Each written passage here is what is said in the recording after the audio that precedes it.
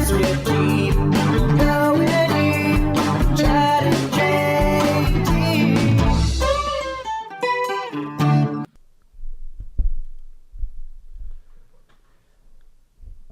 What's up, stokers of Stoke Nation? This is Chad Kroger coming in with the Going Deep with Chad and JT podcast. We got JT chugging hard right now with that green juice. What up? Boom, clap, stokers. I think it's episode 57. I think so. Wow. Dude, it's been a long ride. Yeah. Dude, I've been, this is my third green juice today. Yeah, you mentioned that, dude. You are photosynthetic at this point. Yeah, because Troy Casey, if you guys don't know, we had him on the podcast once, and then Certified health nut. Certified health nut on Instagram. We did ice baths with him. He turned me onto this, he calls it liquid sunshine. Yeah, the spirulina. Yeah, I think it's like wheatgrass and spirulina. It tasted pretty good. Yeah, it's like an apple berry flavor. Yeah. Which is kind of interesting. And he's a very convincing salesman. Yeah, he looks so good. Because he's super healthy looking, and he's very intense. His eyes are like... bulging. Yeah, dude. But they're so clear. There's so much energy. Yeah. I saw him down in Venice the other day. He was just shooting Kamehamehas at the sun. He looked good. Yeah. I remember last time we saw him, we were talking about how he probably typically has a strong erection at all times. Yeah. Yeah. Yeah, which is always good to hear. Yeah. And something that I suspected about him. Yeah. Just by looking at him. He wakes up and gives thanks to the god of virility. Oh, yes. A fantastic tent. Yeah. Ever since I took ice baths and drank my liquid sunshine, I can shoot cum 20 feet. Par, you have the potential to have an erection as strong as mine. If you can tap into your primal beast and really give thanks to the infinite wisdom that fills all of us, your cock will be strong as rock. I'm like, all right, let's do it, Troy. Dude, when he got in the ice bath, he was so excited. He's like, JT Parr tapping into his primal nature, baby. Yeah. Facing your fears. Find that center, dude. Breathe. I was like, dude, you got an erection. Yeah, he had a boner while I was dude, talking. he had a huge boner, dude. I'm always deeply cynical at the start of our hangs, and then by the end of it, I'm like a total convert. I know. Yeah, dude, just give me the recipe for all of this. I kind of come in just like ready to go, and then you're just like this. You're like, am I gonna die? I'm like, damn, am I gonna die? Yeah, there's a lot of B-roll or extra footage of me at the beginning of shoots being like, hey, is this gonna kill me? And sometimes, like, when I watch it, I'm like, you thought you were gonna die taking an ice bath? You pussy. What's wrong with you? Why did you think an ice bath was gonna kill you? But it's just, I don't know these guys. Yeah. And all the shit they're doing seems pretty extreme. But then every time I do it, I come out the other side, I'm like, no, it's totally worth it. Well, we did walk in, and they look like fucking Hattori Hanzo from Kill Bill. Yeah. But they weren't even Japanese. Yeah, and they're like blowing powders up each other's noses and stuff. They're doing Amazonian tribal drugs, and they're in like a makeshift sauna, but they're nice guys, super nice. And they're all super healthy. Yeah. They all look like state of the art. Yeah, they look super healthy, super energetic, but they're great guys. And all this stuff, I felt amazing after. Yes, for sure. Dude, we had a busy week last week. Yeah, super busy. We did a lot of stuff. A lot of pressure. Yeah. On our stuff. Yeah. It was fun. It was really fulfilling. But man, it was like we were auditioning for America's Got Talent. Mm-hmm. We were doing a slam poetry, which is so cool because to get to the end result, like they weren't crazy about the poetry. They liked us, but they were like, we're not sure about you guys doing poetry. It doesn't feel as authentic as like some of the other stuff you've done. Yeah. Which I think was fair. Yeah. But it was still fun to write like 40 different slam poems with you and to perform like 40 different iterations of it. It was a different type of energy that we were putting out there. Yeah, more aggressive. Yeah. And really feeling it. And it was, our poems were about partying, and some of them were about partying and world issues, and they wanted us to streamline it just to partying, which was smart. Yeah. Dude, it's so weird just being in so we get there, it's like an hour drive, we're rehearsing like crazy, and then we get into this room, and you really get to see like a snapshot of what talent is in America. You've got like, everyone who was singing or playing instruments was doing songs from Moana, which I'm totally for. It's got great music. It's primarily little girls with violins. There's a geisha. There's a dude with cards. A jack dude. A dude who's just jacked. I can't imagine what any other talent he could have had besides being jacked. Yeah, that would have been interesting if he went in there and he like sang like like an opera singer or Yeah, something like he's that. like a break dancer. Yeah. He does. No, maybe he does magic. Yeah. I think he was just muscles though. Because the Yeah. way he was carrying his muscles was like, these are my money makers. Yeah. Yeah. He's definitely flaring out. Yeah, and everybody was kind of like fixated on their talent, you know, like playing with their violin or playing with cards or Yeah. but he was just like sitting there. He's standing there just flexing. He was just standing there jacked. Yeah. Yeah. Just being jacked. And there was a baby walking around. I was like, "What's your talent, baby?" And then the mom was like, "He's just here to support his sister." Yeah. And I was like, "Oh, okay." Because I thought he was coming after one of my spots on the show. Dude, honestly, I didn't buy it. Yeah. When the mom said that, I'm like, nice fake. I'm like, he does Sudoku. Yeah. Yeah, that was crazy. That was fun. It was cool being in that room, like for the producers, but it's nerve wracking too. Yeah, well, it's a big room. And Yeah. They kind of just like, you know, you're standing on these two X's and they're like, all right, go. And Yeah. You're like, and then I forgot a line for like 5 seconds. I think it played though. You think so? Yeah, it was charming. I think you'd be nice. No, because it showed because you were so mad at yourself when you forgot the line. It showed how seriously these bros take poetry. Dude, that's true. I really cared about the performance. Yeah. But the thing is, I knew it. Fucking. What? No, I just like, you know when you're trying to memorize something and you're like, I feel like I can't get this down 100%. I felt that way with that poem 100%. Yeah. Yeah. Because we talked about it. I was like, dude, this is the hardest thing I've ever had to memorize. Yeah. Because the wording's a little tough. Like it was kind of free form. Yeah. You know? We were more in Yeah. like the Walt Whitman Yeah. world of slam poetry to Yeah. collide some folks.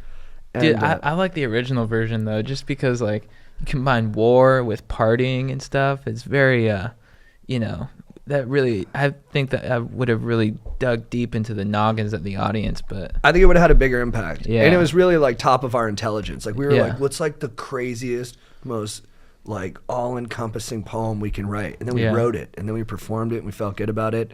And then AGT said, that's not you. yeah, You guys just party, bro. just talk about keg stands, please. Party bros, we need you to party, bro. And Like- I was like, oh, all right. War, love, what the fuck? Yeah, and I was like, but it's like, we don't want to let them into the party, but you can't keep these things out of the party. They're just part of the party. Yeah. And then he was like, I hear you. I hear you. Well, what do you think we'll end up doing? Impressions or something? Are you going to learn how to sing? Dude, I'll do anything. I will do anything. That is the truest thing you could say. I'll And I fu- I'll 100% agree. I'll fucking dance. Oh, you'd be great at that. I love yeah. dance. But you could take a something. judge's seat. Yeah, I'd love that. That would be fun. I was like, yeah, well, if you're not going to have us on as performers, maybe we could be like correspondents or Yeah. judges or Yeah. we could come in and just we could just be audience. We could just be audience that you cut to a lot during the show and we're jacked the whole show. It's like, yeah. They're like, how do the party bros feel about that ventriloquist from North Dakota? And we're like, yeah. Yeah. Or you act like you're ventriloquizing my head and I'll be like, Dude, I don't think they could ever have us go negative on if we were audience. no. We could never go negative. No, I would never. I don't want to tear down any of those people. No. They're doing their best out there, and I know how nerve wracking it can be, dude. Afterwards, though, we freaking cut loose, dude. Before, but I was like, there's so much stuff we were doing. Yeah, That was like, after my set, if I do well, I'm chugging a Bud Light. And yeah, that's what I did. dude. I was just gonna do wine. I chugged a bunch of wines, and then pretty soon the tequila started coming out. Oh, yeah. You And bought then- bought some shots at the den. I started doing shots, and then we went to Yeah. a second location, and I was firing on all cylinders. Dude, I was tanked. I was going up to like people's table, just sitting down there, like, "Who are you?" I was like, "Who are you guys? Like, let's have some fun. Let's talk it up." And then I ended up, I got so hammered that I started forgetting things. Like I don't have a clear memory of the night, but I do remember I got thrown out for climbing on a table. At the den? Yeah, it was just kind of obnoxious that I did that. But so they threw me out, and then I just was like, hey, to the bouncer, I was like, yo, can I get back in to get my jacket? Like it's freezing out, and I need my jacket. It's in there. Mm-hmm. And he was like, no, you can't get your jacket, dude. And I don't know what happened, but at some point, he grabbed me by the collar and drove me back like 30 feet and was like screaming in my face. Oh, damn. Yeah, and then I started laughing. Nice. Yeah, I laughed. So what happened after that? I think Chudwin, our good friend Chudwin, separated us. Good dude. And then I never brought he had me, and I just kind of let my body hang limp. And then I laughed a little just to let him know that no matter how angry he got, I was still going to have fun. Mm-hmm. And then he walked away, and we just kind of went our separate ways, I guess. And then I went into a diner with Chudwin and I fell asleep Oh, nice. at the diner and I said, all right, I have to leave. And I went home. I was kind of just like hang out with Caroline at the bar. Nice. I don't really remember, but I think smooching. Nice, dude. And then we went to like Pinches to get burritos. Great spot. And there were some young stokers, so they wanted some advice. So I think I was eating carne asada fries. Oh, it wasn't even fried. Yeah, I was eating carne asada fries. Those are sorry, the best. Sorry, dudes. I ate carbs. But I was drinking, so whatever. And just gave these young stokers advice, and then that's it. Yeah. Yeah, and then the steam blowing off continued the next night. I had people over. You came over. Tanked. Hammered. You came in hot. Yeah. You were having a good time to watch the UFC fights. There's like 8 guys over. I got pizza from 3 different places. Yeah. So it'd be like a sampler competition. But yeah, you came over. Freaking brought the fucking ruckus. Dude, I like barely remember. Then you passed out on Farney's lap. Yeah. I got into bottomless mimosas, was chugging hard. Nice. Because it was just bottomless. They keep going. Yeah, and but I wasn't really hungover the next day because I like had a full night's sleep because I fell asleep at like 9, I think. You slept good. Yeah. Dude, the only time I've done bottomless mimosas, I blacked out. Yeah. Yeah, I talked about it on the pod. That was like a year ago. Yeah, because they just keep going. They're You're tough like, I on might you. as well chug. Dude, it's fun. That was my mentality. Yeah. We watched YouTube clips after the fights for like 4 hours. Yeah, I woke up at like 1 a.m. I'm like, you guys are still watching shit? We were just watching YouTube clips, dude. Were you getting hammered? No, I didn't drink or smoke pot. I was totally sober. Yeah. Yeah. Just from the night before? Just nourishing the soul with Yeah. YouTube clips with the guys. That's good Yeah. stuff. Some classic clips. Classic fat people going through difficult situations. Like, I don't know, you know the fat kid falling on a bike where he hits the jump and he makes the noise. That's a classic. The fat kid almost falling off a roller coaster. He's like, Janet, I'm falling. And he like almost dies. But it's really, and she can't stop laughing, the lady. These are like old school classics. From Yeah, I YouTube. remember it. Yeah. Fat kid getting shot with the paintball gun. Oh, amazing. Yeah, and he yells. He rips off Yes. his sunglasses. Goes, "I'll fucking kill you, you motherfucking bitch!" And then we watched fights from reality TV shows. Saquon Barkley highlights. Someone shushing people in the library. A guy karate kicking the catcher in a baseball game. And then Rougned Odor from the Texas Rangers punching Jose Batista right on the chin. And then the announcer, so great, goes, "Rougned Odor is 2 for 5 today now." Smart call. And yeah, we just did that for 4 hours. Who's we? It's me, Farney, Austin, Reggie, Your Sleeping Body, my brother Chris, Joe P, and Robert Vortrees. Damn, that whole squad? Yeah, we remained intact for most of the night. Yeah, I mean, a couple guys peeled off at some point, but for the most Yeah. part, we were at full strength. Nice. Yeah, it was really nice, dude. It's so fucking good for my heart to just hang out with dudes and just watch stuff that makes us all laugh. Yeah. Sorry I slept. Dude, it was great too because I was like, I'm kind of like we talked about it, like how I'll hog like if you're at my place, I really enjoy curating what we're watching. Uh-huh. You know, I'm kind of a psycho that way. But everybody was throwing in suggestions. I was like, all right, you got to let other people make suggestions. Everybody's suggestions were good. Like no one tossed in one where it like slowed down the energy of the group. Everybody's suggestions were like building. And I was like, thank you guys. Thank you for taking this seriously.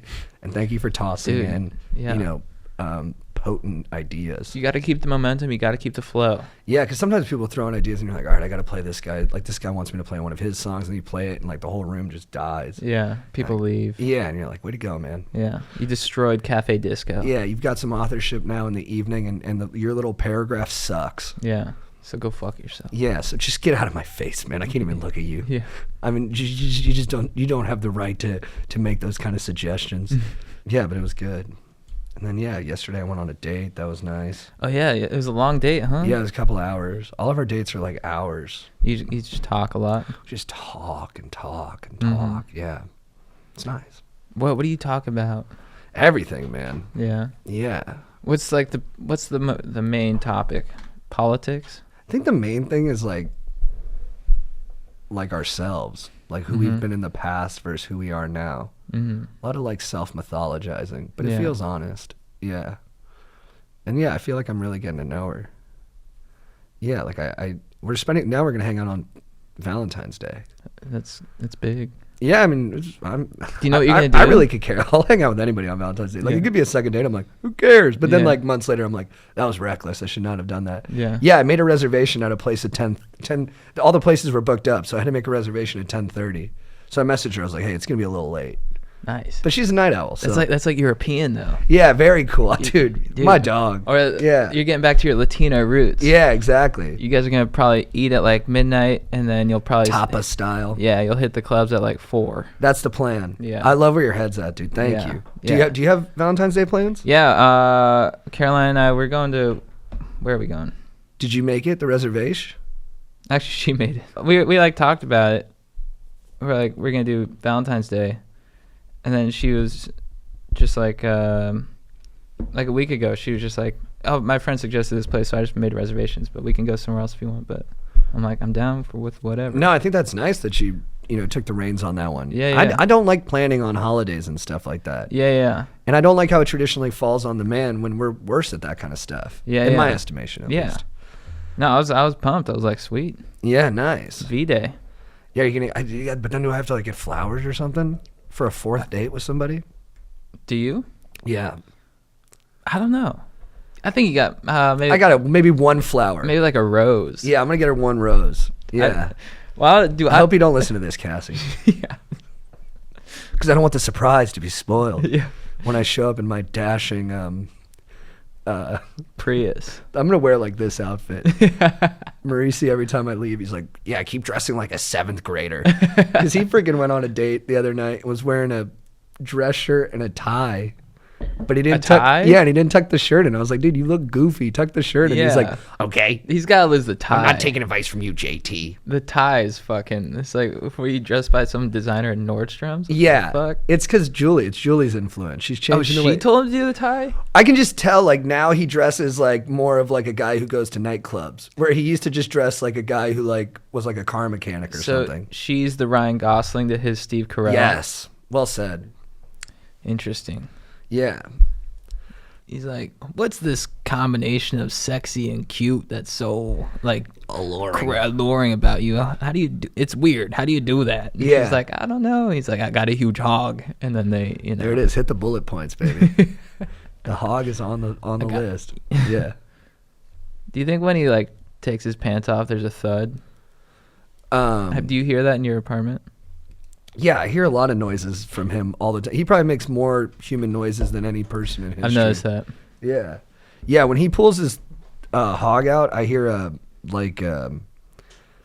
I hear the thud, but I also hear Angels songs. Like I hear like, oh, and he's like, oh, not again. Come on. The Angels got to sing every time I pull my hog out. I'm just trying to take a piss here. I'm not trying to hear a sonata from, God's friends. Come on. Please. You're embarrassing me.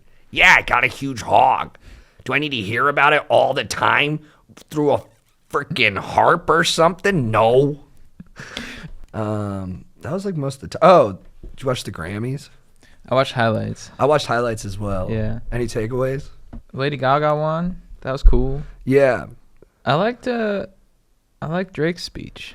Oh, you did? I wasn't expecting. I mean, but I thought it was a good speech. He had a badass walk up to the stage. Yeah. He was just like, I'm the coolest motherfucker on earth. Yeah, I saw that. Yeah. Just swaggered up. Like he didn't need it. Mm-mm. Yeah.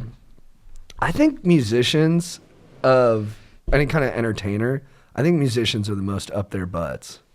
Yeah. That was my takeaway. Yeah. Like their speeches are so cringeworthy. Like I love Alicia Keys, but like her like opening thing about like how music brings people together, I was like, oh.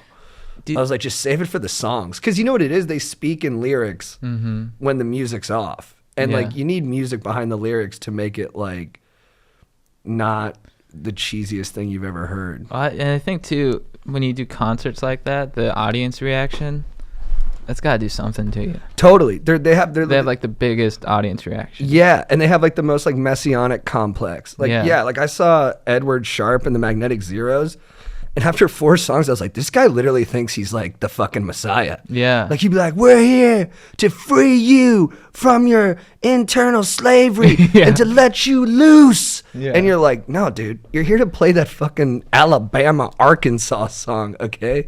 Like, I don't need the fucking self-help shit in between, man. Dude, when I saw Benny Benassi and he was just like, just arms up like he's God the whole time. Yeah. Going like this. I'm like, dude, you aren't doing anything. It's just you're like playing the song. It's just, and he stayed like he stayed over his set by like at least 20 minutes. And they're like, oh, Cascade has to go on, and he's literally like they were like pushing him off the stage, like his whole set. And he was just still dancing. He was like, more. And like security more. was just like pushing him off. They're like, we don't know what to do. This guy won't get the fuck off the stage. Dude, I heard he was in the outhouse afterwards. Same thing. Dude, yeah, I saw him. Yeah, just like, come on. Yeah. You know you love it. Yeah. Just hear him next door. You're like, what the hell is that guy doing? Yeah. I remember in an interview they asked Michael Jackson, they're like, what's it feel like when you're up there in front of like 80,000 people? He's like, love. It feels like love. Yeah. It's like, he's like, it just feels like love. And they're like, cool. That is crazy though. It is like, I get why they're like that. Yeah, but could you imagine? I always like think Yeah. about. Could you imagine like you get like risen up on stage through one of those like elevator things, and you like come up on stage and it's like dark, and then like the music comes on all of a sudden and the lights come on. And, Yeah. like the reaction of that, it's just like. And if you're at one of It's gotta those be the coolest shows feeling ever. where it's 100,000 people, Yeah. and they're literally like hanging on your every word. Yeah. Yeah. Dude, Crazy. I had like a U2 live album Yeah. where Bono was like talking in between, and it was a live show in Italy, and he's like storytellers like the films of old, but I guess you guys know about that because your churches are kind of like the first films, the stained glass windows that adorn the piazza. Then he takes a beat, he's like, I really don't know what I'm talking about. He had like a moment of self-awareness, and Yeah. he was like, I'm kind of just talking right now. And I was like, It's good for you, going Bono. on. Yeah. Way to Dude, catch yourself, dude. You know, I think Aerosmith's cool. Yeah, absolutely. It's such a cool vibe, I think. Yeah, Steven Tyler's a pretty phenomenal performer. And like, Yeah. who else feels like that guy? Yeah. Like, there's no one else who looks or sounds like that guy. Yeah. Yeah. And He's pretty entertaining when he's on Howard Stern. yeah, well, he's got some crazy stories. Yeah. Yeah. And he was like in the 90s, he's probably in his like 50s, and he still has like the energy. It's like Iggy Pop's like that. Yeah. Where they're like these older guys, but they have like the vitality of like a 25-year-old. Yeah, how does that happen? I think they're just good at their jobs, man, and Yeah. they work at it hard. Yeah. Iggy Pop like he was like into that like punk rock like cutting yourself shit. Yeah. Where he'd like literally like cut himself on stage, and he was still doing that in his 50s. I was like, how do you still have like the resolve to do that? Like, I'd be so fucking over it at that point, but he Yeah. would still do it. But he's still ripped. Like, if you look at pictures of him, he's like still shredded. So I mean, Keith Richards like looks pretty good for his age now. Yeah. Maybe they've been through so much, their like bodies are like resilient. Yeah. Yeah, I don't know. Perhaps. But yeah, musicians most up their butts. That's my vote. Dude, should we get into some cues? Yeah. All right, let's see what we got. First up, we've got a question from Taylor. What up, administrators of Stoke? Love the podcast. Can't get enough of it. The amount of steez y'all exert is worthy of royalty. My question is for my gut wrench and I. The V card left my possession when I was 12, and the body count is high enough to turn any good soul of a woman away. I'm 20 now, and not to shuck my own husk, but size is not a problem, and I'm pretty damn talented with the old whistle wetter. The problem lies within the duration of said activities. Within the few serious relationships I've been in, I've gotten comfortable enough with the chicks, and they don't seem to mind that I usually can only hold the kids back for about 30 seconds before the bus door releases these young souls into the world. This has made hookups quite interesting. Considering I don't want to stick my dome piece in between the legs of any random chick I'm hooking up with, even though I'm confident the tongue could do the satisfying itself. Going for a round 2 usually works, but after I come, as a great man Lil Wayne once put it, I come to my senses and usually find myself looking for an escape route to ditch the sitch. I normally can get the perfect amount of drunk and go for hours, which is the route I find myself taking more times than not. However, I don't want to have to be off my rocker in order to elongate the magical experience of visiting Bone Town. Any tips on how to soberly tear a pussy up for longer than half a minute would be much obliged. Stoke on, stokers. Dude, before we dive in, I think even if you don't last long in bed, I think you probably will last long as a creative writer, because that was amazing. Every word, every sentence was like, you put a lot of thought in that, or maybe it just flowed through him like Hunter S. Thompson. Dude, nice. I don't know. My advice would be, might be kind of crude, but maybe try and desensitize yourself a little bit. You know, watch a drill dough, which is like a dildo and a drill. Oh wow. That'll, you know, because I feel like if you're watching drill doughs and then you just dive into regular boning, you know, it's gonna be like, your brain's gonna be like, all right, it's gonna take a little bit longer for me to make you come. Yeah, it's like a training at altitude. So when you fight at normal sea level, you're fine. You can go for longer. Yeah. Yeah.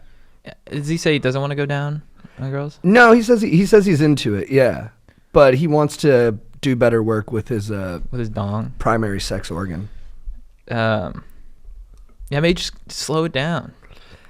Another thing to do is I would just say get really good at thinking about baseball while you have sex. That's what I do. I think about baseball. Like I'm like, I'll just try to like in my brain say what the starting lineup is for the Dodgers, and then I'll be like, wait, who do they have in left field right now? Yasiel Puig's in right. I think Jock Peterson's at center.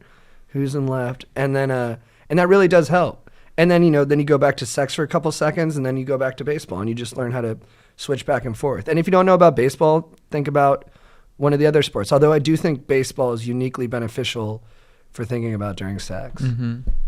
All right, we got this one from Colton. Greetings to the Kings of Charisma, Sultans of Stoke, and the Dukes of Dank, Chad and JT. Thanks for the read. Here's the question. My squad has our plans set for college spring break in a couple months, and we're all pumped. The reason I write is because last year a friendly female squad from another college raged with us there a couple nights. At the time, one of the finer femmes to whom this question pertains had a boyfriend, ruling out anything from happening then. But she has since dropped the man. She and co will be headed to the same beach as us this year as well, and though I wasn't able to make any real connections with her last year on account of the BF, this seems to be a second chance. Do you guys have any advice to prepare me to prevent losing out on this opportunity to bond a second time and make the most out of the week we are there? Thanks for the input, and shout out to my boy Blake for putting me onto the pod back in the early days. Signed, a water polo playing stoker. P.S. Any solid spring break raging stories from either of you would be great to hear. Dude, I would say, first off, enjoy yourself. Go in there, going to have fun, okay? Don't focus on just hooking up with this chick, because then it might give off some vibes where you're just like kind of following her around, like trying to hook up. First off, you want to enjoy yourself, but also do some things to make yourself stand out. Maybe enter a wet t-shirt contest, go parasailing, make sure she's watching you at high altitude, defying gravity and just being a friggin' daredevil in Cabo. Dance hard as fuck, make yourself stand out. Yeah, I think that's wonderful advice. Because I think I've gone into too many parties in my life, like fixated on a girl, and then like at the end of the night watched her leave with like upperclassmen, or even worse, like just some D-bag. So yeah, I don't think putting pressure on yourself is ever the right solution. I've said it on here before, but maybe it's worth saying again, is the parable of the unicorn. Like if you go into the forest trying to get the unicorn, and you're chopping down trees and burning down grass, and you're doing whatever you can to find it, you're going to end up just burning down the whole forest, and you'll never find the unicorn. But if you just have a lovely picnic, and you play the ukulele, and you put out a nice spread, the unicorn will come walking right up to your situation. So, just have fun. And that doesn't mean don't make a move, but just try to make sure all the other parts of your spring break are good. You know what I mean? And really enjoy spring break with your friends. And then I think this might just fall into your lap without you having to do too much. Yeah. Enjoy yourself. Yeah, exactly. Have a nice experience for yourself. That'll be fucking sick. Then, I don't know, funny spring break stories. One time I ran across the street naked, and I was holding my side, and I was like, someone stole my kidney. Did anyone react? Yeah, people were staring at me. Yeah. Was your dong out? Yeah, I was butt naked. Yeah. Did I, one time at my senior year of college, went to El Squid Row for the night, drank a pitcher of Adios Motherfucker. Oh, yeah. So dude, really got after it. Classic spring break drink. Yeah. And then the next morning I woke up hammered, went right back to drinking. So I was just like blacked out at like 9 a.m. and there were like some like cougars on the beach, and I was like gyrating my hips for them for like an hour, I think. Whoa, Yeah. nice. But it ended up really impressing some of the junior girls. They were juniors, and they were like big fans after that. So I was stoked on that. That's awesome. Yeah. Great performance. So I was stoked to entertain the cougs and get some new female fans. Fuck yeah. Yeah. What up, Stoke Council? Please keep me anonymous because I show all my bros the pod. When my ex dumped me about 6 months back, my Stoke was completely drained for a while, but I bounced back harder than Big Sean and started hitting the gym and dieting hard. My body is looking a lot better and my confidence is soaring like a bird scooter. But my ex recently hinted at getting back together, which is whack because she's currently dating some schmoll. When I showed interest, she said she is confused and doesn't want to make the wrong decision. She said she wants to be friends until she knows what to do. I'm worried that I'm just a backup plan, but I've never been so stoked on a girl. Should I send it and try to get back with her or just move on? I would maybe pull back a bit and sort of like set the just be like kind of like, you know, it's either me or him kind of thing. Right. Like you can't have both of us. Yeah. I'm not gonna like entertain you while you still date this schmoll. I think she's the schmoll. Yeah, that's kind of how I feel. Yeah. I think like Boz Luhrmann's song, Wear Sunscreen. Yeah. There's a line where he says, don't be reckless with other people's hearts and don't put up with people who are reckless with yours. Yeah. And I think she's fallen into the latter category Dude, here. yeah. Like, I don't like it. yeah, I think you got to move on because this is not a healthy situation. She's not being fair to you or this other guy. Yeah. So just do your thing. But, you know, to quote the other part of the song, if you don't listen to me, don't berate yourself either. We all fuck up. But you are fucking up. But we all fuck up. Yeah. Hey Chad, hey JT, love the pod. So some fellow stokers and I are in the West Bank studying abroad. We met some cool Palestinian stokers and tried to throw down a cool rager on a rooftop. But the only table we could find for BP was an old pallet propped up on some plastic chairs. And we taped on some old pizza boxes to cover up the open slats on the pallet. The cups were also smaller than solo cups, and the ping pong balls weren't even 1 star. Needless to say, my new Palestinian brothers weren't impressed by our method to consume alcohol. In your professional raging opinion, how do we salvage a party that has gone south by poor alcohol consumption materials? P.S. Here's a pic of our makeshift BP table. Oh, that is awesome. Yeah, I saw the table. It looks so. It looks great. good. Yeah. Yeah. Yeah, my advice is you guys are legends. Keep doing what you're doing. Never change. Yeah. This was a freaking phenomenal email. Great job with the freaking pong table. And I would say if like vibes are dipping or like, you know, it's starting to slow down a bit, start shotgunning ASAP. Good advice, I think man. shotgunning is the best. You know, everyone gets a can. You all shotgun. Just keep shotgunning, and I guarantee vibes will go up. And thank you, Stokers, for the good work you're doing out there. Yeah. Spreading the right kind of vibes. Stokers, I'm going to get right to it. My friend hosted a baseball beer pong tournament at his apartment last weekend. If you haven't played, I would highly recommend it. Yeah, dude, I'm a fan. We were partners during the event, and he got very intoxicated. He even started beef with many of the people there after we lost, and then stormed out of the apartment to Uber home to his dad's house. The friend in question is an absolute spaz, and he regularly lets his emotions run high, which we are stoked about. I think they mean they're not stoked about, right? I would have to imagine. Yeah. The next morning, he is awoken by his dad, who tells him there is pee inside a drawer in their house that holds their iPad. By process of elimination, his dad quickly named him the culprit of the urination. My friend has Apple products and has since noted he does not have a beef with Apple. How should he rectify the situation with his dad and Apple? Keep enlightening the Stoke Nation. Shout out to Nebraska as well. Send us some of the Rays out in California. Dude, I would be humble with your pops and write a sincere letter to Apple. Yeah, I'm not even sure what the question is here, but Yeah. it's a good story. Yeah. And I hope that young man, doesn't pee on his dad's expensive stuff anymore. Yeah. Maybe write a letter to both his dad and Apple and just be like, Apple, what up? Like, I pissed on the iPad, but thank you for teaching me to not pee in drawers. You know what's funny about some of these wizards too? It's the lack of shame. Maybe it's just the wizards I know, the Robbie and Ross brothers, both guys who wet the bed at night. And Robbie I was so envious of his confidence when I would call him out for it. I'd be like, I was gone one time. He slept in my bed. I come back. He pissed it. I go, Robbie, did you fucking pee my bed last night? He's like, yeah, dude, I had 2 Gatorades. Like, I should get it. Yeah. Like, yeah, wake up, par. I had 2 Gatorades. I'm like, a lot of us drink fluids after 10 p.m. Don't wet our beds. Oh, so he wasn't drunk? No. Oh, he just had 2 Gatorades? He was just super hydrated. Damn. And he thought that was like, I think their mom must have just was such a nice lady that she was cleaning their piss-soaked beds every night that they just started to think it wasn't an issue. Yeah. Like, she kind of spoiled them. Dude, ass clown's like that. Yeah. He'll fucking piss the couch and, yell at us the next morning. Right. He'll be like, are you talking to Mora? I saw you talking to Mora. And it's like, dude, the couch is soaked.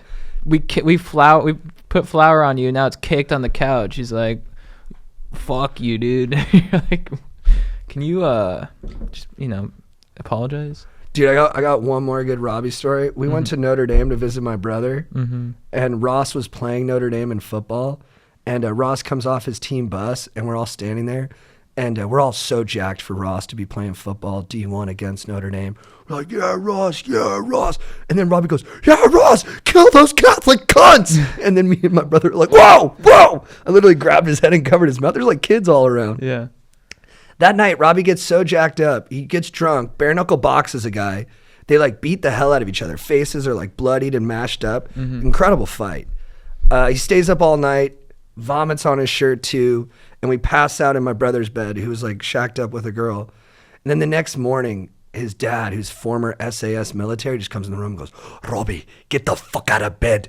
Robbie gets out of bed. He's like, I just act asleep. His shirt's bloody. There's vomit on it. His dad looks at him. He's like, you're a fucking disgrace. You're supposed to meet me 2 hours ago. You fucking piece of shit. Look at you. You fucking disgrace. And then after like 10 minutes getting berated, Robbie's like, can I say my side? And then his dad just goes, go ahead.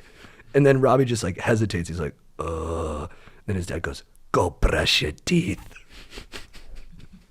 They leave. I'm just acting asleep.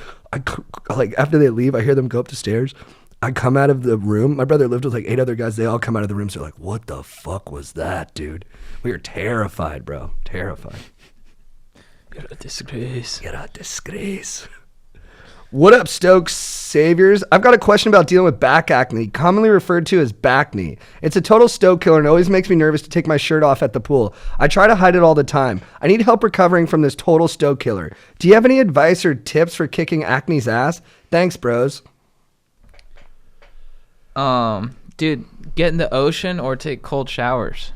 Salt water and sun is what I always use. Yeah. But what if this dude's not coastal? Yeah. Make cold showers. Yeah, and then, dude, see a dermatologist, dude. Yeah. I mean, and I struggled with acne, man, and it can really take the fun out of, like, going to, like, wild rivers or a pool party or something like that. Yeah. But if you can manage to, like, still be confident, I've known dudes with it who still lived full lives. Yeah. You know what I mean? Yeah. So a lot of it's what you can accept in yourself, but definitely go see a dermo, dude. I knew a guy in high school who took a medication because he had some kind of thyroid condition, and it made his skin just like explode with acne. But he was super good at volleyball, and he had a cute girlfriend who loved him, so he still seemed pretty happy. Nice. Yeah. That's cool. What up? I told my mom she ruins my stoke, and she said I need to be committed to an asylum, my dogs. Any advice? I would sit her down and watch Fast and the Furious. Smart. I think she just needs to know what stoke is. And you can't really define it with words. You need to show it. Show her Fast and the Furious. Show her Point Break. Show her all the Mission Impossibles. And then show her the Tom Cruise interview on Jimmy Kimmel from 2014 when he's promoting Edge of Tomorrow. Nice. Dude, good specific instruction again. And she'll get it. Yeah, dude, also I think find out what makes your mom stoked. And then help facilitate that for her. And then when you see her like get into that state, be like, Mom, that's called stoke. Yeah. And then she'll kind of see things. She'll walk a mile in your stoke shoes. Yeah. Yeah, get your mom stoked. What up, Chad and JT? I'd prefer to keep this anonymous. Love the pod and how you guys are helping the youth. After listening to your podcast on a road trip, I discovered that I might be a schmoll. Not your typical schmoll. I'm like a slow burn schmoll. Start off strong, but eventually fade out. I've bounced around from multiple friend groups over the years, not by choice, and have found that I tend to clash with one person, typically the other alpha male in every friend group. Regardless if I am liked amongst the others, my schmoly mammoth ways allow for that person to influence the rest to ghost me. This isn't always the case, though. With certain groups, usually action sport enthusiasts, I thrive, and I am the one kicking out schmoles. I recently dropped out of college because I never got invited to anything and was often left out. This led me to a pretty bad depression because this problem has been constant throughout my life, and I have literally no college friends. Am I hanging out with the wrong people, or am I just a schmole? What are some tips for schmoles that want to change? I would say find your squad. You know, like he's saying, he vibes with certain people, he vibes with some people. Not everyone's gonna like you, you know. So, you know, you may be the schmole of one group, but the freaking alpha of another. So, make sure you're not forcing it just because you want friends. You know, just maybe be patient and try and find people that vibe with you. And you know, if you want, maybe ask some former friends. Be like, "Am I a schmole? What are my schmole ways?" That's smart. Yeah, get some feedback. Educate me, dog. Yeah. Dude, I think I'll speak directly to you. I think you're too intense. Yeah. I think you need to take it down a little bit. Because I think the fact that you're consistently getting into conflicts with the other alphas, it sounds like, and I can relate, man. I've been that dude and still can be. It's a power struggle, you know what I mean? And what if you just let go of that? Mm-hmm. You know what I mean? What if you didn't jump in every time you disagreed with someone? Like, what if you just let that slide and you could just be like, all right, some people just don't feel the way I feel. You know what I mean? I think if you could do that and you could have a smaller footprint in these social situations, it might actually make it easier for you to get on with people, and you'll realize you don't really even need to pick up that sword all the time. You know, because I think you do get more bees with honey. Like, just be cool, be nice. Just try that. Just try to be super easygoing. Even if it doesn't feel natural, just try to go with the flow and then see what that does for you. Because, I mean, also, like, I don't know how long you were in college, but there might have been like an adjustment coming where you were going to make some friends, you know? I think the fact that you're like, oh, I fucked it up, I have no friends.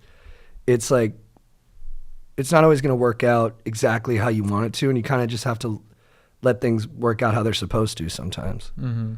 And just be okay with that. But I mean, I've struggled with that same stuff, man. It's really tough. This is a tough one, but, oh, sorry. What up, Chad and JT? Yeah, so in a bit of a pickle here. In an effort to get closer to this girl, I told her that I was gay so we could bond. But now I think we're at the point where I'm ready to bone.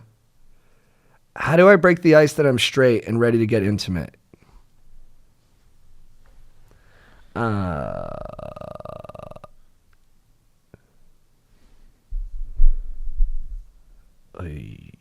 would.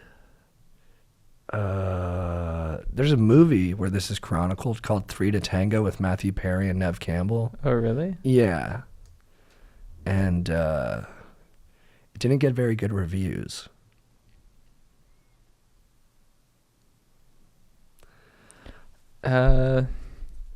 I liked it. Maybe show her 3 to Tango. That could be the move. And just be like, this is written about me. Yeah. Even though it was before my time. Just nudge her as the movie's going on and then give her these kind of like longing eyes like, do you understand? Yeah, I think a lot of times, you know, using art to explain stuff to people about what you feel works really well. Not to harp on it, but again, when my parents were like going through a tough time, I made my dad watch this movie, The Squid and the Whale, with me, about like a kid who's suffering through his parents' divorce. And my dad was like, I understand why you showed me that movie. So maybe you'll show her this movie and she'll be like, I get it. Yeah. Or maybe like have her walk in on you watching regular porn, or on your Instagram, like looking at models. Yeah. And just be like, she'd be like, what's up? And they'd be like, I guess change your heart. I'd like to see the way this guy acts around the girl. Yeah. Yeah, dude. Hopefully you're not doing like a broad kind of caricature. I mean, I don't know what's the best way to do that. Dude, it's like There's Something About Mary. You know, when the guy acts like he's handicapped. Right. But his name is Norm. My name's Norm. I'm a pizza delivery guy. I love her. I love Mary, I man. love her, dude. I love her. I love I Mary. love her, man. I'm in town to play the Dolphins, dumbass. Hey, Chad. Hey, JT. Let me give you a little context on this situation. Last week, my dogs go out to the bar to party and have a good time and chill out. I end up talking to this total babe. We can call her Samuel L. Jackson for ambiguity purposes, who's dressed like she just got back from Winter Park, Colorado. Crazy pink ski suit type thing. We talked for like 2 hours, played some darts, and got us some drinks. She ends up coming back to in the squad's Uber with me and spends the night. We didn't bone, but I was very generous because his strider said, you got to use different moves. It's a week later now. We've texted a few times, and I can sense she's just not feeling interested anymore. I recently found out that she's a vegan and doesn't like football, while I myself love meat and football. Should I basically let her fade away into the wind? Do you guys think the vegan, non-vegan, and football difference have anything to do with it? Would love to hear your advice, bros. Thanks, and keep on keeping on. I think he's giving up too early. Yeah. I'd ask her out. See how she responds, you know? Absolutely. If the passion is real, then football and veganism does not matter. Totally, dude. And gene flow is good, baby. Yeah. That's how populations get stronger. You take people from different groups, you spread them together, and the best traits pass on. You need that, dude. Yeah. I love dating people that I fundamentally disagree with. Yeah. It adds a lot of energy to the relationship. Yeah. And I find we make each other more accountable because you can get, stuck in your feedback loop. But you bring somebody else in it who's like constantly keeping you accountable. It can be annoying, but it can also make you better. Dude, imagine you'll see the benefits of eating meat and veganism, and you'll be like, compare and contrast, and you'll be like, whoa, like maybe I should do this, maybe I should do that, and maybe she'll start playing football. Who knows? Right. You have a chance at a great relation. Yeah, you got to battle test your ideas too. All right. Guys, that's it for questions. Thank you again, Stokers, as always, for writing in. You guys are wonderful, lovely humans. Even the one of you who's acting gay for reasons I don't even understand, but I do get it a little bit. All right, Chad, who is your babe of the week? My babe of the week is Cabo. Nice. Have I done that before? No. Okay. My babe of the week is Cabo. Cabo, what up? I'm talking about Cabo San Lucas, baby. Guys, if you want to do spring break right and you have the funds and the time and the squad, go to Cabo, okay? It's got tons of things. It's got many locations you got to hit up. You got to hit up El Squid Row if you want to break it down and get jiggy with it. Move those hips, frickin' break it down. You want to go to the office on the beach. Yeah, that baby. is where, you get those pictures of AMFs. You get down, some guy in a sombrero with tequila shots is coming around. He's going to make you fucking take those shots. And then the Mango Deck, Yeah, baby. wet t-shirt contest. There's jet skis, very picturesque view. There's that big ass rock with like the arch, and it just. That's where I do the death run. That's the death run? Yeah. Oh, really? Yeah. Dude, every time I see that rock, I'm like the ocean. Like it makes me feel like Brad Pitt and Troy. So Cabo, you're a freaking babe. Thank you so much for being the babe of Baja California, and I love you. Beautiful. Who's your babe?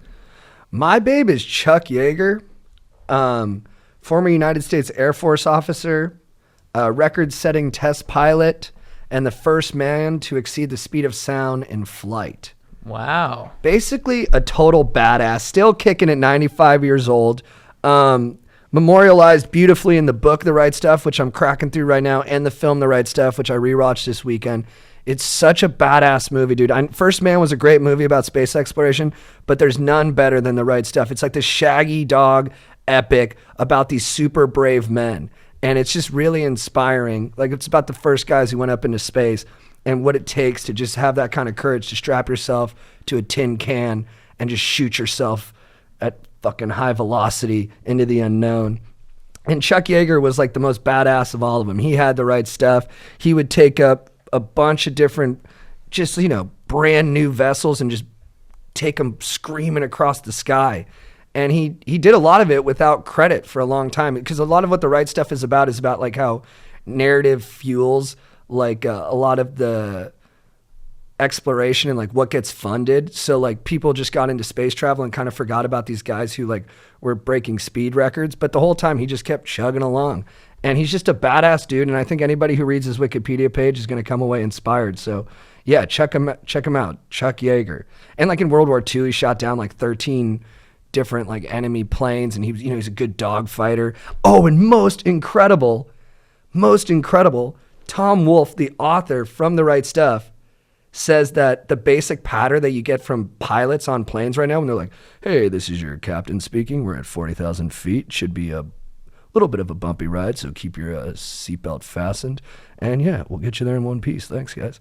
He says that whole like cool patter originated from Chuck Yeager. Oh, really? Yeah, that it's based on his West Virginia drawl. That part of what made him so cool is that when he was up there, like breaking records, he'd be like, hey, coming into headquarters, I'm just going to try this switch right here. And whoa, look at that. It's working while he's doing like 1,000 miles an hour. So this guy literally invented the talk that we all just take for granted every time we get onto an airplane. He's the originator of it. Beast. The godfather of making passengers feel safe on flights. Thank you, Chuck Yeager. Epic. Yeah. Who is your legend of the week? My legend of the week is P. Diddy. Stokers, right before I came to do the pod, I stumbled upon a motivational speech by P. Diddy. And you can just tell with some of these successful people, I think, with a lot of them, they're sort of like cheerful attitude, optimistic attitude about life. You're like, oh, I can see it. You know? Right. You could see it with P. Diddy, you know? He was just like, you can tell he had that sort of like mystical view on life. He's like, you can be anything, you know? Remember how powerful you are. At night, I'm flying. I'm a unicorn. I wrote down his like main 3 points. He's like, in life, 1, never be afraid to make a decision. Don't be afraid to fail. Nice. Be fearless. And he's like, I'm still failing every day, you know? So I thought that was cool. Very cool. So yeah, get out there, make decisions, fail a lot, keep getting back up, and just fucking make a Bad Boys for Life song and wear all white on a yacht in Miami. Number 2, remember the power of you. Feel that power, believe in it. Remember that you're powerful. And that's like where he's like, at night I be flying. I believe I can fly. We are unicorns. Like that. Which yeah, and you could see in his eyes too. He's just like, at night, he's just like, I'm a fucking unicorn. So I thought that was pretty dope. And then 3, can't stop, won't stop. Just keep going. Keep going. Keep making hits. Keep changing your name. Keeping people guessing. I love that. Puff Daddy, P. Diddy. I don't know what's coming next. Maybe he's Diddy right now. Is he Diddy right now? I don't even know. Dude. He's all of it to me. Yeah. So, yeah. P. Diddy, you're a legend.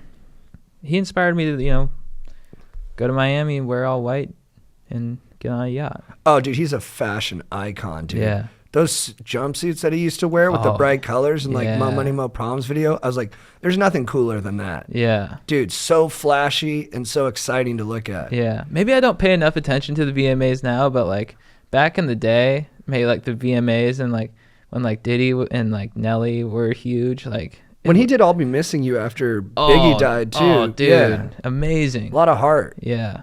Nice, dude. Who's your legend? My legend of the week, and I think this is his second time, is the man who portrayed Chuck Yeager in The Right Stuff, Sam Shepard.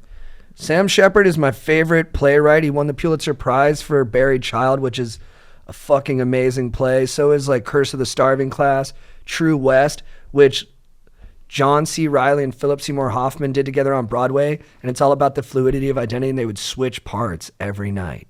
So cool. I mean, I never got to see it, but I just think it's awesome. Those titans of acting did that. And yeah, he's also a great actor. He's so good in The Right Stuff. And he married Jessica Lange, who for my money is the most beautiful woman who ever lived. But what I really think is so cool about him is that his plays are so fucking weird, but they still got national attention. And what's most notable about him is like 10 of them are about incest. Like he's got like Fool for Love and Curse of the Starving Class. Like they both have brothers who are trying to bone their sister. And I don't think that's cool to bone your sister. I think that's kind of a bad idea actually. But the fact that he wrote those plays and how uncomfortable that must have made his hot sisters, I really just admire the integrity to be like, no, I have these ugly feelings. I'm not going to act them out in real life, but I'm going to put them into my art. And through my discomfort, I'll bring enlightenment to other people. And I just think that's badass. He didn't have to do that. I mean, he's got cowboy good looks. You know, he could have just skated by on the more superficial stuff, but he went deep into his guts and he brought out some weird fucking shit. And I really appreciate it. So, Sam, you're my legend of the week. Nice. Who's your beef of the week? My beef of the week is with supplements. Good beef, dude. Yeah. It's bottomless. I'm not buying it. No. You know? I mean, granted, I am drinking the friggin' liquid sunshine. I don't consider that supplement. That's not a supplement. It's like wheatgrass and spirulina. Yeah. But dudes, you know, I keep listening to these podcasts and stuff and all these diet experts, and they're like, you got to take this supplement. You got to take that supplement to like take care of your freaking receptors in your knee. You got to take this supplement to make sure that your joints don't squeak. You got to take this supplement to make sure you don't get like your balls don't explode. And you're like, what? I think you got a bit too much lithothiazism in your body right now, which Yeah. happens when you eat too much chicken that comes from Kentucky. Yeah. So we're going to give you some mitochondrial boost to help offset that so we can get your baseline back to a good equilibrium. It's like, what? Yeah. Dude? I'm trying to like, Live my life. boost stoke with my squad. Yeah. I can't be thinking about mitochondria. And plus, I'm not buying it, okay? I'm not buying it, Chief. You know, I think, you know, just you need the essentials. You need, like, in my opinion, steak, greens, avocado. I'm not going to take all these, like, pills that, you know, help my freaking frontal lobe And it's like, how much time do you lubricate have? itself. What's up? How much time do you have? How much time? Yeah, you have to analyze all that shit. Like, even, like, ketosis and stuff, people, like, check to see if they're in. I'm like, I'm not going to do that shit. Fuck that. And dude, in Bigger, Stronger, Faster, that documentary, they talk about the supplement industry. There's no regulation. No regulation. So there's no oversight to make sure all those ingredients are really in the stuff you're taking. Yeah. And it's just like, I've also heard an argument that vitamins, when you take vitamins, it doesn't do anything. Yeah. They're like, your body doesn't like absorb it. You just get bright yellow pee. Yeah.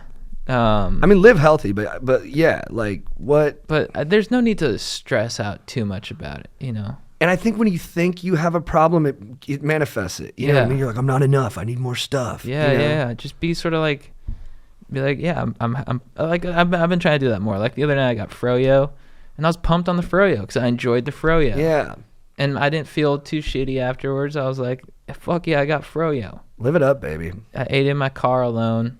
Loved it. And then it's like, in terms of like, what's the bad stuff you can do late at night? Like late at night, I'll be like, oh man, I want to like smoke some pot or like go have like unprotected sex. But then I'll be like, you know what I'm going to do instead is like eat nachos. Yeah. Like that is the lesser of those evils. You know what I mean? Yeah. Or maybe not getting stoned, but for me at least, I think the nachos is better. Yeah. I don't think you don't have to beat yourself up about that shit. Right know? on. It's too much. You know? It makes you feel bad. And plus, you know, they're trying to make money. You got to think about that. For sure, for sure. You know? So supplements, you can't replace steak, all right? So go fuck yourselves. That's my beef. Nice, dude. What's your beef? Dude, my beef of the week is a personal one. And I wish this was a legend of the week right now. But John, my dear friend John, you're my beef of the week. We just booted him from our fantasy football league. And nobody wanted to do it. I adore this guy. He's one of the most effortlessly cool dudes I've ever met. I've always loved his spirit and his demeanor and his attitude and his talent. He's a very talented guy, physically, mentally, musically. He checks a lot of boxes. But John, you deserve the heave-ho from the Fantasy Football League. You don't set your lineup. It's disrespectful, okay? We all set our lineup. We put thought into it, and it shows we care. You didn't make it to the fantasy football draft that we all flew to. Now, you had a decent excuse, but once you combine it with the other mistakes you made, it hurts your case. Because you lost this season, and you didn't pay the $100 to Brooks, who won. And you got a lot of messages saying, hey, pay your $100, and you didn't do it. And you never even responded, which is the biggest problem. We got a thread with 14 of us, and it's constant communication. I'm not the most responsive, but I get on there and I give some color, and John doesn't do it. He doesn't participate. So you're not setting your lineup. You didn't make it to the draft. You didn't pay your due, and you're not having fun with us on the thread. So what are you doing? You're bumming us out. And nobody wanted you gone. But it feels like you wanted you gone, and he gave us no choice, so you're gone. And I wish this was a legend of the week. You know I do, but this is a beef. You earned this beef, John. I hope you know that. Thank you for being vulnerable about that. It's tough, man, because I was always defending him. I was like, no, he's cool, he's cool, he's cool, and he is cool. But he's not good for the league. And now, you miss out on all that bonding. And he knows football. He knows it well. He's probably the smartest football mind of all of us, save for me. And it's a shame. But I'm going to be a groomsman at his wedding next year, and I'm looking forward to it. I think you and Dory are going to live a happy life. Sick. Chad, what is your quote of the week?